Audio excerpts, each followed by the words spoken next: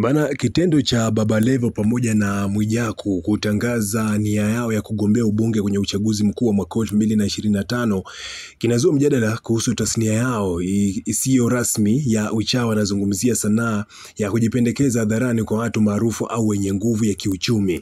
Sasa Baba Levo ametangaza kuwania ubunge wa jimbo la Kigoma mjini, huku Mwijaku akilenga jimbo la Mvomero, wakiwa wametumia uchawa kama jukwaa la kujijengea majina makubwa ndani ya tasnia ya burudani.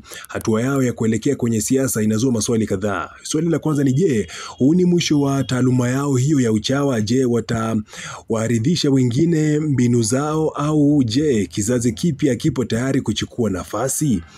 Hadi sasa bana, hakuna tamko rasmi kutoka kwao kuhusu kuwafundisha wengine ujuzi wao. Hata hivyo, kwa vitendo na mafanikio yao ambayo tunayaona mtandaoni, tayari wamekuwa kama walimu wa kimya kimya kwa vijana wengi sana hapa mjini. Uchawa hauna shule rasmi bwana, ni mbinu ya kutumia ushawishi tu, maneno matamu na nafasi ya mtandao ya kijamii ili kujinufaisha. Kwa maana hiyo basi, mtu yote mwenye akili ya kufuata nyayo zao basi anaweza kujitegemea na kujijengea jina kwa mbinu kama hizi tu. Iwapo bana watachaguliwa kuwa wabunge, itakuwa changamoto kubwa kwao kuendelea na hadhi yao ya sasa kama machawa na machawa watu binafsi. Majukumu ya kibunge yanahitaji heshima na kujitolea kwa wananchi wote. Sasa inawezekana wakabadili mwelekeo wa mbinu zao na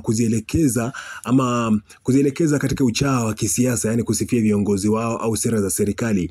Huu ni mwelekeo mpya, bali inaweza kusema kwamba sio mwelekeo mpya, bali ni sehemu ya siasa nyingi duniani. Kwa hivyo sanaa yao ya mwanzo inaweza kuendelea na sura yao mpya, yani wahamishe kutoka kwenye burudani na waipeleke kwenye siasa kabisa, lakini mtindo na utaratibu wa kazi uwe ule ule.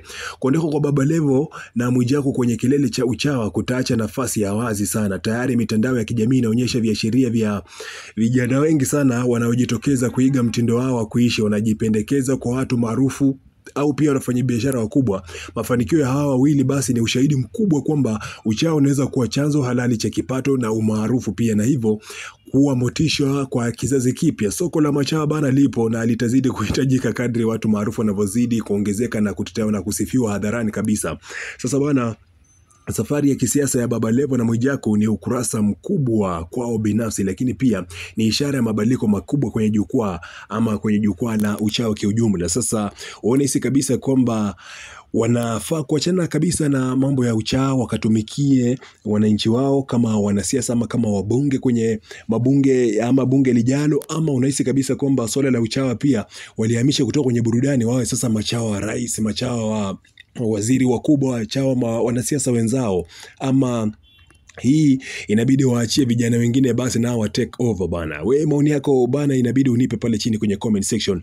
Je, waachane na uchawa mazima ama wahamishe uchawa kutoka kwenye burudani mpaka kwenye siasa? Ama kuhusiana na kuwaridhisha vijana wengine, yani wafunze vijana wengine, yani aje Mwijaku mwingine aje achukue nafasi ya Mwijaku ambaye tunaye sasa hivi, na aje pia Baba Levo mwingine aje achukue nafasi ya Baba Levo ambaye tunaye sasa hivi? Ama ndio itakuwa sasa uwanja umepanuka sana kwa ajili ya Doto Magari bwana aweze kutawala sehemu zote mbili? What do you think about this? Maoni yako pale chini kwenye comment section.